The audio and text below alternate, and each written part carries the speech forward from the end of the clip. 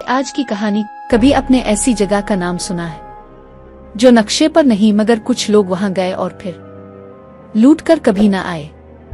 आज मैं आपको ले जा रहा हूं आसेब नगरी में एक बस्ती जो एक राज पर बसी है।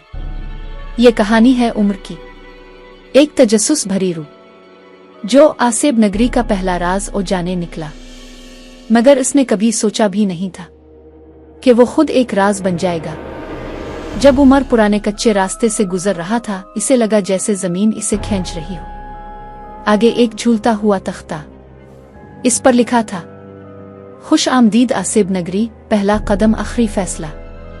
मकानात खामोश थे मगर खिड़कियों के पीछे कुछ था, कोई शायद कुछ जो इसे देख रहा था।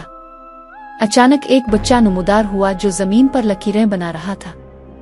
उमर ने डरते डरते पूछा, क्या कर रहे हो?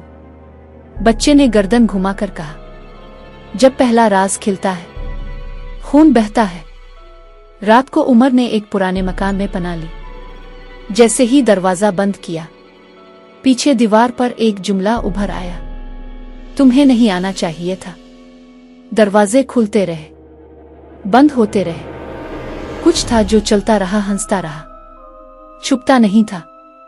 सुबह उमर ने वो कुनवा देखा जिसके इर्द गिर्द गुमशुदा लोगों की तस्वीरें लगी थीं।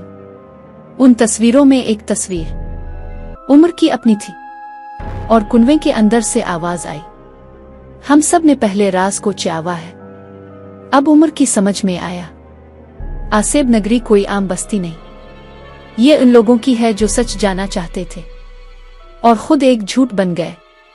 एक बूढ़े शख्स ने कहा, ये नगरी राजों को जन्म देती है और राज तुम्हें खत्म कर देते हैं। उमर वापस जाना चाहता था मगर रास्ता गायब हो चुका था। एक नई तख्ती जमीन पर उभरी जिस पर लिखा था, जो एक बार आया वो कभी ना गया।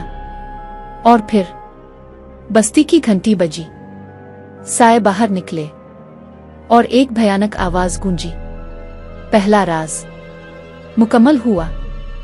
आखिरी मंजर में उमर सफेद आंखों, खामोश चेहरे के साथ बस्ती की गिल्ली में खड़ा था, बिल्कुल वैसे ही जैसे बाकी गुमशुदा लोग।